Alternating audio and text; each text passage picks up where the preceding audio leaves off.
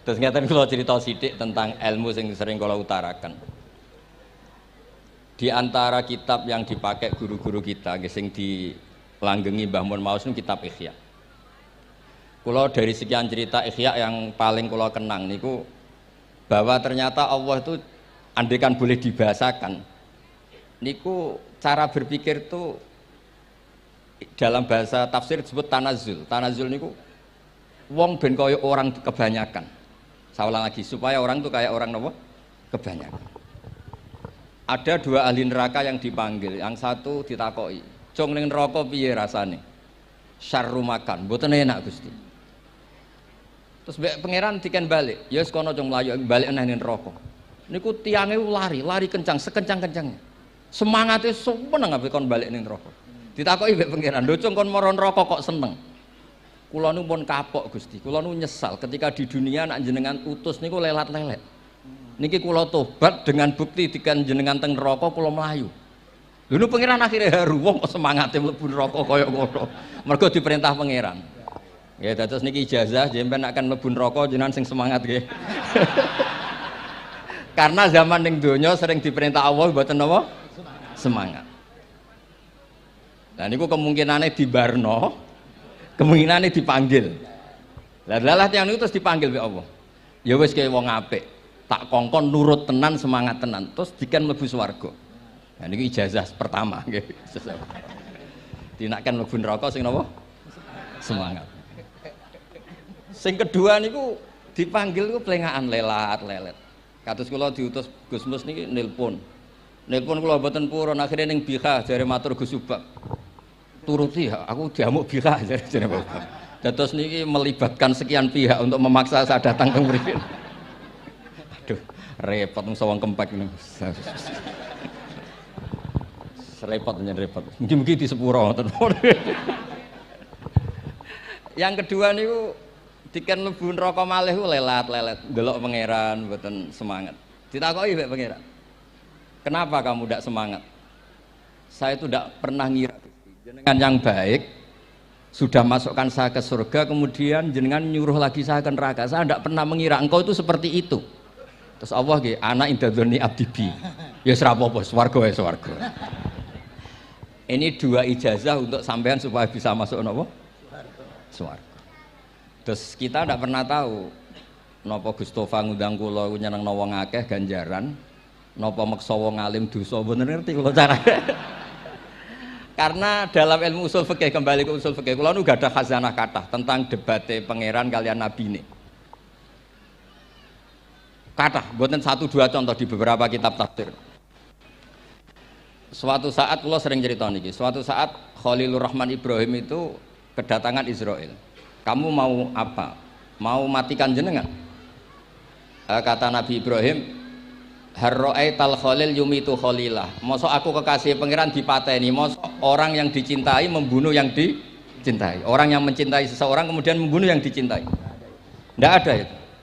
Akhirnya Israel matur teng pangeran. Cara politiknya ngeten wae sing cara lagi seneng ngendikan politik.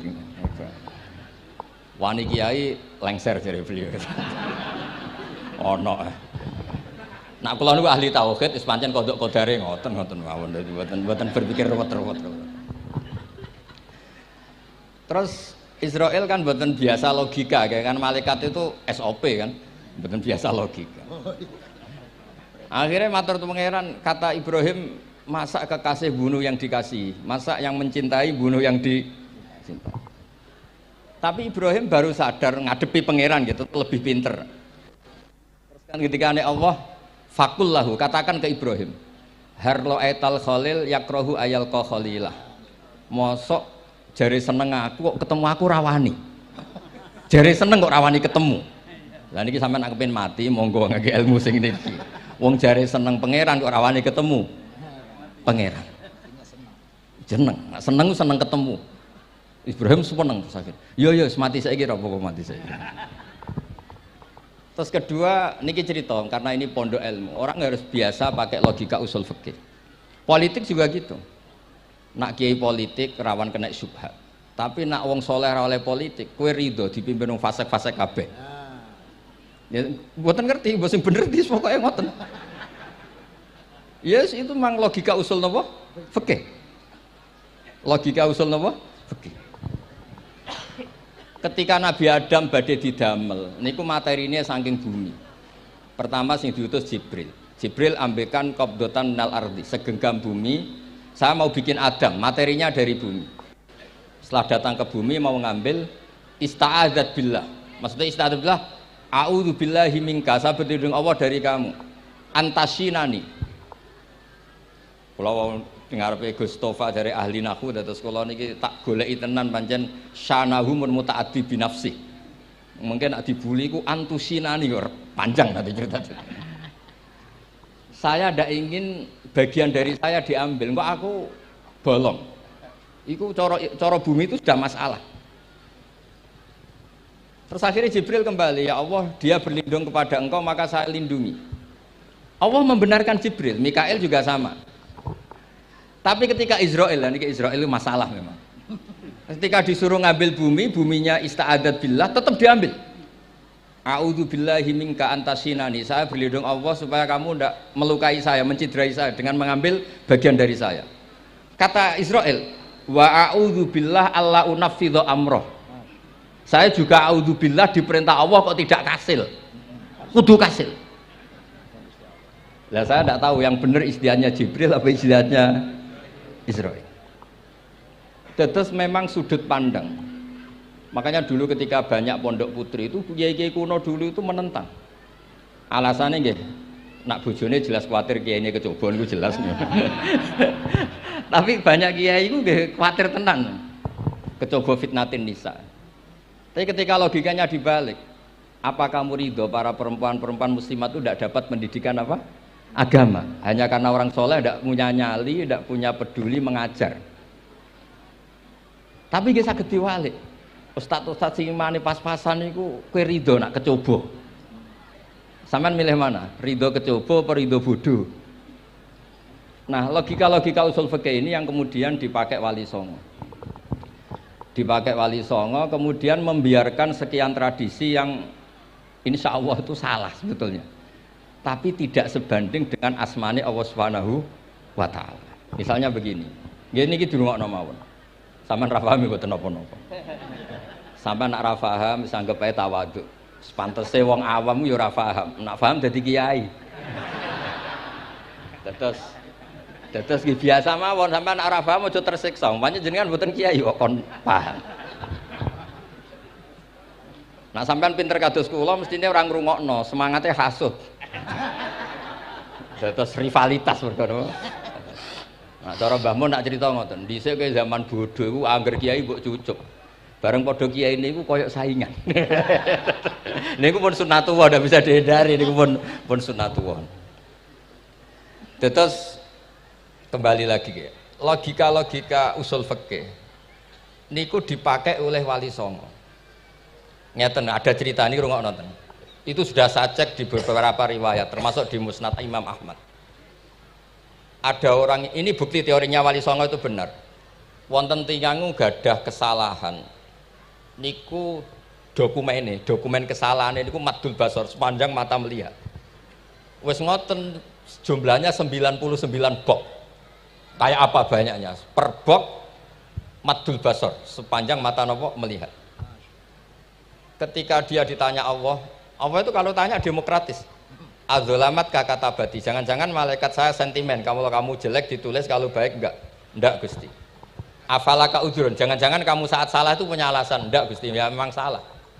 Tapi kata Allah, sudah kamu tenang saja. Kamu punya ini. Itu hanya satu box. Ya kira-kira kayak tempat jam tangan ini. Enggak, kamu punya ini, cukup ini.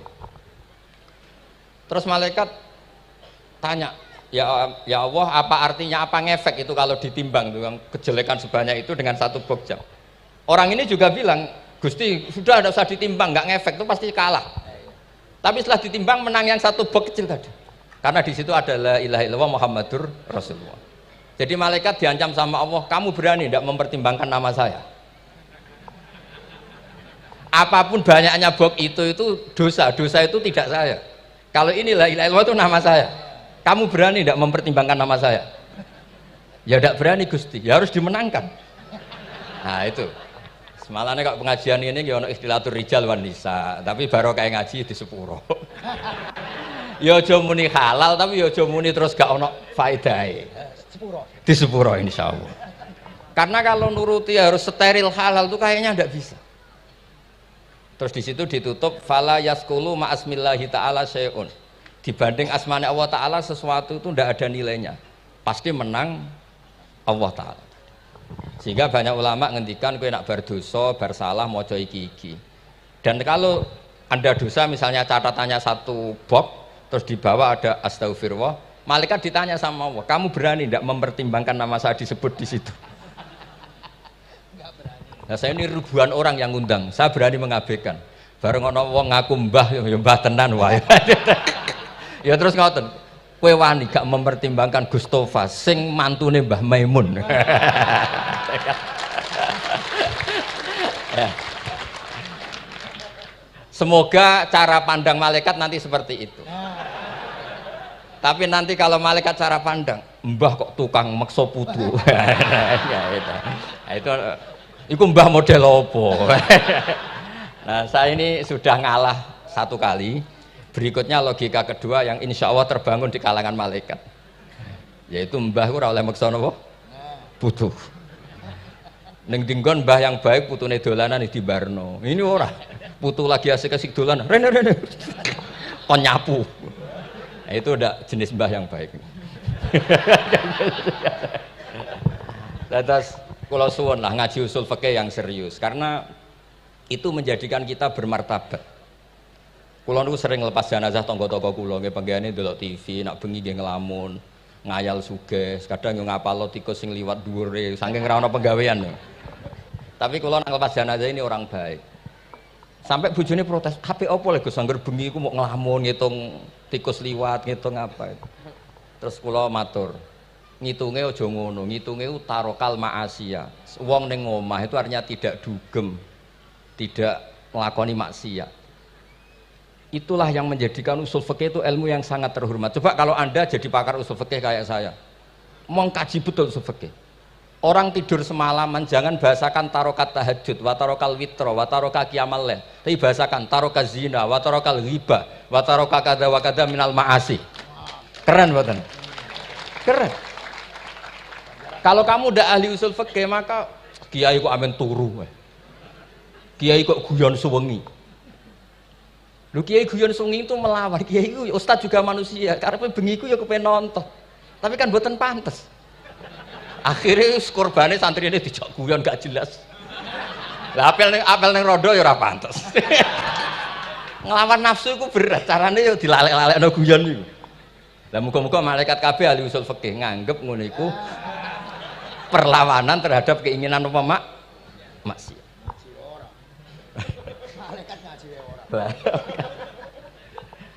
Makanya itu disebut di kitab usul fikih Tanghubul Usul itu izma min mubahin illa wa yatahaqqaqu bihi tarku haramim ma fa'il zamu minas sukun tarkul qatli wa minas sukut tarkul ghibah.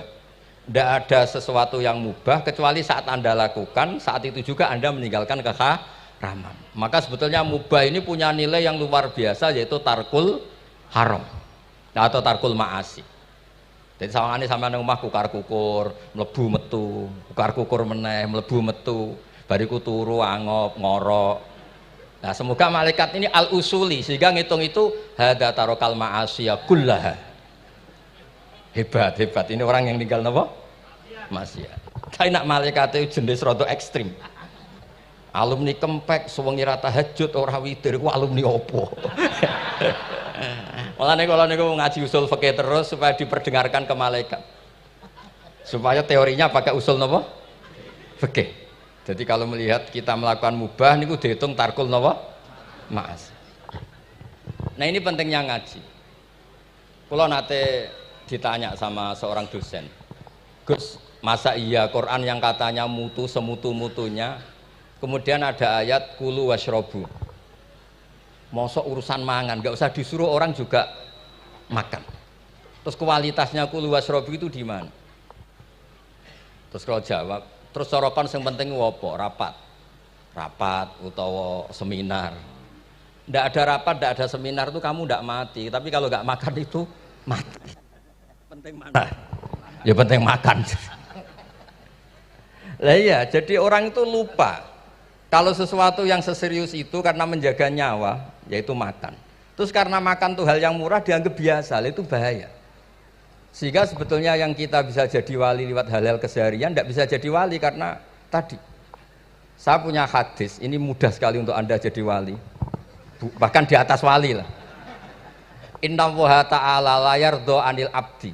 Pakai inna masih pakai lam taukid. Inna woha layar do anil abdi ayak kulal aklata fayahmadahu alaiha aw yasroba syarba fayahmadahu alaiha. Allah itu sangat ridho ada orang makan satu asupan kemudian dia muji Allah. Loh, orang tidak punya alpat itu tidak mati, tidak punya tanah ribuan hektar itu tidak mati, tapi kalau nggak makan sesuap nasi mati. Penting mana? Penting makan. Tapi gara-gara kamu tamak untuk syukur nunggu punya alpat, untuk syukur nunggu punya tanah banyak. Anda ini bodoh, mau syukur saja syaratnya kok banyak. Jadi sebetulnya kalau kita mau jadi wali itu cukup setiap makan itu kamu syukur. Fayahmadahu alaiha. Au yasroba syarba fayahmadahu alaiha. Makanya wali-wali dulu kalau didik raja yang sedang berkuasa itu ditanya, kamu raja besar, punya pengaruh besar. Andaikan kamu di padang pasir dan kemudian Anda tidak mendapatkan air sama sekali, apakah kamu menggantikan kerajaan kamu demi beli satu seteguk air? Iya, akan saya beli karena saya kalau tidak minum mati. La tafroh bimulkin la yusawi jar'atamain. Kamu jangan bangga dengan sistem kekuasaan yang tidak senilai dengan seteguk air. Orang nggak jadi raja itu nggak mati, tapi kalau nggak minum mati. Terus akhirnya dosen itu tahu, wah berarti kuluwas robu itu luar biasa Gus, ya, sangat luar biasa. Makan dan minum itu luar biasa. Makanya terus adat kiai mertamu mangan. Kalau tadi baru datang kon mangan, di sini ya ada mangan. Ya saya anggap aja itu proses jadi wali, ngoten mawon. Jadi segampang itu jadi wali. Nah kemudian gara-gara torekoh, terus jadi wali ku repot kon maca 10.000 wiridan, kon opo. Kesuwen nih cara-cara kesuwen. Karena ini partai nggak torekoh tadi. Dulu abahnya Mbah Maimun Mbah Zubair itu kalau disuruh wiridan lama-lama itu nggak mau. Sementing diridani pangeran, maca kok akeh-akeh. Nah, itu partainya partai ahlul ilmi. Ya partainya partai ahlul apa? Nah kemudian karena saya ini nekuni tafsir ya, itu saya kepengen ya menggerakkan supaya ilmu Quran itu menarik. Caranya apa? Cari sisi ekstrimnya. Kalau bolak-balik, kenapa sih orang nggak janggal? Nggak janggal itu udah iskal. Quran itu kan kalamu Allah. Salah lagi Quran itu kalamu Allah. Masa iya Allah yang Tuhan kemudian ngendikan iya kana budu wa iya kanas tai. Kepadamu aku menyembah. Masa Allah ngendikan gitu pada kekasihnya Nabi Muhammad. Padahal Allah itu al-ma'bud bukan abid. Allah yang disembah bukan yang menyembah. Semua ahli tafsir, saya bukan bilang sebagian, semua ahli tafsir pasti ngendikan begini. Wa yuqaddaru qabla qaulihi ta'ala iyyaka na'budu qulu. Sebelum iyyaka na'budu itu ada kata yang disimpan yaitu qulu. Jadi iyyaka na'budu itu betul ngendikannya Allah, cuma sudah dikasihkan Jibril kepada umatnya Rasulullah. Jadi Jibril bilang gini ke Rasulullah Muhammad, Muhammad qul iyyaka na'budu. Kemudian Nabi juga bilang ke umatnya qulu iyyaka na'budu. Jadi ini kalam Allah yang sudah milik kita. Nah berhubung milik kita, kita sah mengatakan iyyaka na'budu. Karena kalau tidak janggal, masa iya Allah berdoa ihdinas siratal mustaqim, tunjukkan kami jalan yang benar. Lah kalau ihdinas siratal mustaqim kalam Allah berarti kan Allah yang berdoa. Nah, sehingga semua tafsir bilang sama, wa yuqaddaru qabla qauli ihdinas siratal mustaqim qulu. Nah, terus ada mufassir lain bilang jangan mulai iyyaka na'budu ya semuanya, mulai bismillah, qulu bismillahirrahmanirrahim. Masa iya Allah sendiri yang bilang bismillahirrahmanirrahim. Nah, dengan tafsir seperti ini terus kita akhirnya lagi-lagi kembali ke usul fikih, kembali ke balaghah, kembali ke nahwu. Kalau enggak, ya Anda akan menafsiri Quran pakai logika Anda sendiri. Sampai ada mungkirus sunnah. Pokoknya sementing kembali ke Quran. Orang roh Quran itu kayak apa? Saya kemarin ngaji di Sedan di daerah saya bilang, Sayyidina Umar itu Islam sebelum minta hidayat. Khalid bin Walid ya Islam sebelumnya ya tidak minta hidayat. Lah itu kan janggal. Padahal katanya Quran itu hudal lil muttaqin, petunjuk bagi mereka yang takwa. Padahal tidak ada sabkut takwa untuk Umar. Umar tidak pernah takwa, tapi nyatanya Islam. Bahkan dia masuk ke rumahnya Zaid bin Arqam itu mau bunuh Nabi, mau nyari Nabi, bukan mau Islam. Tapi ketika dengar iparnya membaca Toha ma anzalna alikal Qur'ana litasqa, kemudian dia masuk Islam. Lalu gimana tentang hudal lil muttaqin, petunjuk bagi mereka yang takwa? Banyak ulama yang mengatakan lil muttaqin itu balaghahnya lil iktifa, lil muttaqina wa ghairihim. Jadi Quran itu petunjuk bagi yang takwa dan yang tidak takwa. Dan itu di bahasa Arab sah. Di bahasa Arab sah. Misalnya gini ya, kalau sampean punya ponakan dolan, cong-cong nang mangan. Ya maksudnya ya mangan mbek ngombe, mangan tok seretan mati kan. Itu kan satu paket. Sarobila taqikumul harra wal barda. Pakaian yang melindungi dari panas, di situ nggak disebut wal barda, tapi artinya juga wal barda. Karena kalau tidak diartikan lil iktifa, nanti Quran itu memberi petunjuk bagi yang sudah muttaqin, corong doang nguyai segoro, wis takwa kok. Nah ini kita butuh ahli tafsir yang al-usuli. Karena itu yang menjadikan Quran punya kualitas lagi. Seolah lagi punya kualitas lagi. Kalau ndak, Quran tuh kayak biasa-biasa saja, kayak tadi kulu wasrobu kayak dan seterusnya dan seterusnya.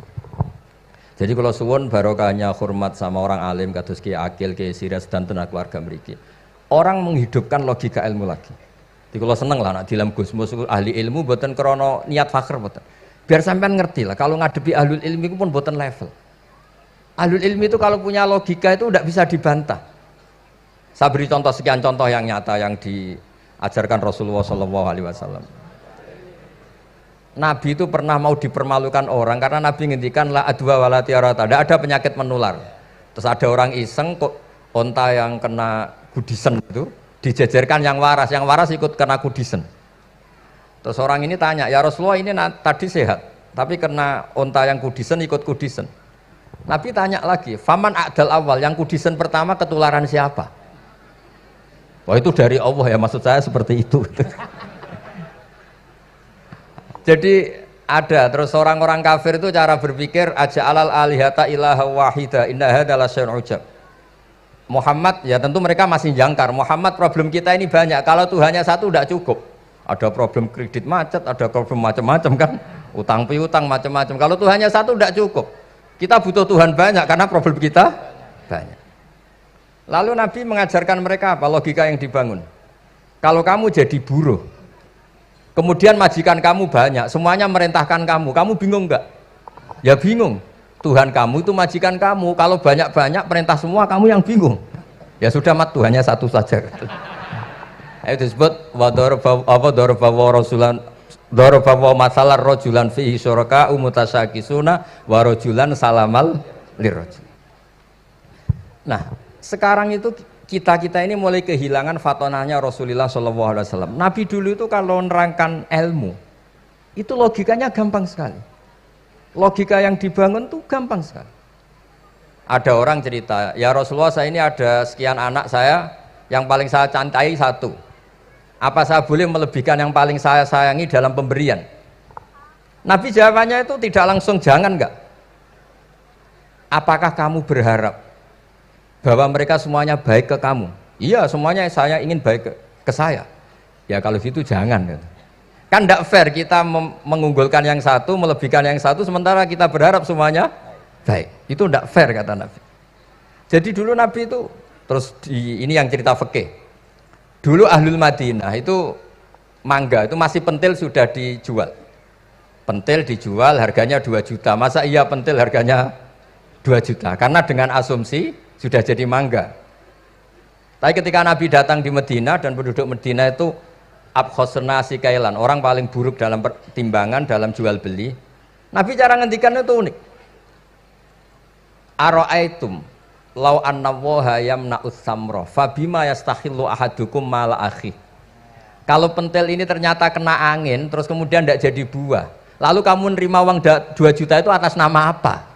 Atas nama beli pelem, nyatanya belum jadi mangga. Mosok kalau pentil seharga 2 juta. Semenjak itu terus Ahlul Madinah sadar kalau jual buah itu nunggu ba'da buduwi solahiyah, setelah samroh ini berbentuk. Tapi Nabi tetap ngendikannya pakai logika. Nah, sekarang banyak kiai yang sidik-sidik neraka. Sebenarnya Nabi itu ngajari logika. Ada pemuda, dia itu hipersek, mau masuk Islam tapi tetap boleh bebas. Saya ini ingin Islam tapi jangan larang seks bebas. Wah, itu sahabat semuanya melarang ketemu Nabi karena ini ngawur betul, masa pamit Islam kok. Tapi setelah gaduh, Nabi tanya, kenapa gaduh? Ada pemuda mau masuk Islam tapi yasta'izinu fi zina, dia minta izin supaya tetap boleh zina. Kata Nabi, suruh saya ke sini. Setelah datang di depan Rasulullah, logika yang dibangun Nabi itu luar biasa. Atuhibbuhu li bintik. Kamu suka punya anak putri kemudian jadi demenannya orang laki-laki hidung belang. Ya enggak, saya bunuh orang itu. Andaikan itu ke ibu kamu, saya bunuh orang itu. Atuhibbuhu li bintik, atuhibbuhu li ummik, atuhibbuhu li ukhtik, atuhibbuhu li kholatik. Kamu suka punya anak putri yang jadi demenannya orang? Ya tidak suka ya Rasulullah. Kamu suka kalau punya ibu didemeni orang banyak? Ya tidak suka Nabi. Sampai otaknya itu yastakbihu zina, sehingga otaknya itu wah zina itu buruk betul. Akhirnya ya Rasulullah sudah, saya mau se-Islam tanpa zina-zina. Karena logika yang dibangun Nabi itu luar biasa. Nabi pertama mengingatkan atuhibbuhu li bintik, atuhibbuhu li ummik, atuhibbuhu li ukhtik, atuhibbuhu li kholatik. Sampai dia ini nggak bisa apa-apa. Sudah Nabi sudah. Jadi logika ini yang harus kita waris. Lagi-lagi kembali yang bisa waris itu ahlul ilm. Sama itu kan kayak diskusinya Nabi Yahya dan Nabi Isa. Nabi Yahya itu suka berkawan orang-orang soleh. Setiap berkunjung di mana itu nyari yang orang-orang soleh. Ditanya kenapa kamu berkawan orang soleh? Ya berkawan orang soleh itu asik. Tapi kalau Nabi Isa enggak. Kalau ada desa-desa yang masih hitam, masih merah itu dikunjungi kemudian dibina. Ditanya sama Nabi Yahya, lima anda tanzilu ala syirarin nas. Kok kamu kumpul orang-orang yang kayak gitu? Jawabnya beliau, innama ana tabibun udawil mardo. Di mana-mana Nabi itu ya dokter. Di mana-mana dokter nyembuhkan yang sakit. Jadi dulu logika kebalikan itu dibangun sehingga dulu ulama khilaf itu ikhtilaful a'immah apa? Rahmah. Masyhur itu. Saya sering cerita dan itu ada di kitab Khilyatul Auliya. Nabi Yahya itu lebih ceria. Nabi Isa itu agak sering cemburut. Atau kebalikannya, pokoknya yang satu tuh mali aro ka'abisan. Ka'annaka taqnatu mir rahmatillah. Kamu kok sering cemburut, seakan-akan rahmat Allah itu terbatas. Wong kok ora iso syukur. Yang satu enggak jelek, mali aroka dohikan ka'annaka ta'manu mim makrillah. Kowe kok guya-guyu, kok is bebas kok neraka wae gitu. Nah, sehingga ya itu tadi sudut pandang. Makanya saya sering cerita dulu kalau Said Abdul Al-Haddad itu tanya, "Cung kowe ngaji sapa?" Ngaji si A. Kiaimu tahu nangis? Ndak. Ojo ngaji, kiaimu ati atos, kiai kok ora iso nangis. Tapi kalau Abdul Hasan Asadili kebalikan, cung kowe ngaji sapa? Ngaji si A. Kiaimu tahu guyu nak ngaji mboten nate. Ora usah ngaji wong ora iso syukur. Jadi nah itu yang akhirnya menjadi keseimbangan khaufau wa tama. Ada khauf, ada apa? Roja. Sehingga karena sudut pandang itu nggak bisa dihilangkan, sawalangnya nggak bisa dihilangkan. Ini yang sering diceritakan Kisah itu kakaknya ini. Dulu Muhammad bin Hasan Asy'ibani, Imam Syafi'i itu lama sekali beliau jadi ulama top yang suka fikir. Dianggap fikir itu aman, ngeringankan hisab. Enggak jenengan fikir yang dihisab malaikat apanya kan? Kan nggak bisa ngisab jenengan. Apa saja tidak punya. Punyanya problem. Nah, setelah ngaji sama Imam Malik, Imam Syafi'i tanya, yang ilmunya setingkat jenengan siapa?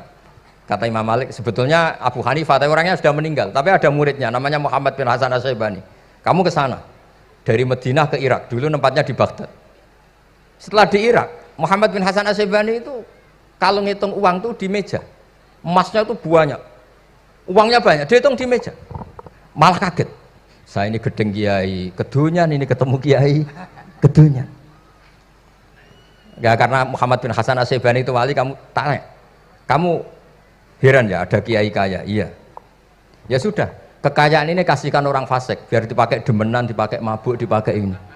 Terus, ya jangan kalau kena orang fasik bahaya, jenengan saja. Semenjak itu Imam Syafi'i mulai rodok seneng duit. Jadi ada ceritanya, kok diangen-angen, nah terus keterusan umatnya kayak gini-gini itu. Jadi ini cerita nopo istihad apa? Cerita nopo istihad. Sama pangkat juga sama. Gue seneng nak wong soleh-soleh tidak ikut ngurus negara ini. Mau dikemanakan negara ini. Tapi ada yang berpikir, gue seneng nak wong soleh terkontaminasi. Ya sudah monggo, sing wis ra payu jabat nggih berpikir zuhud. Sing payu ya berpikir politik. Yang penting semuanya itu berdasar ilmu. Yang penting itu semuanya berdasar apa? Ilmu.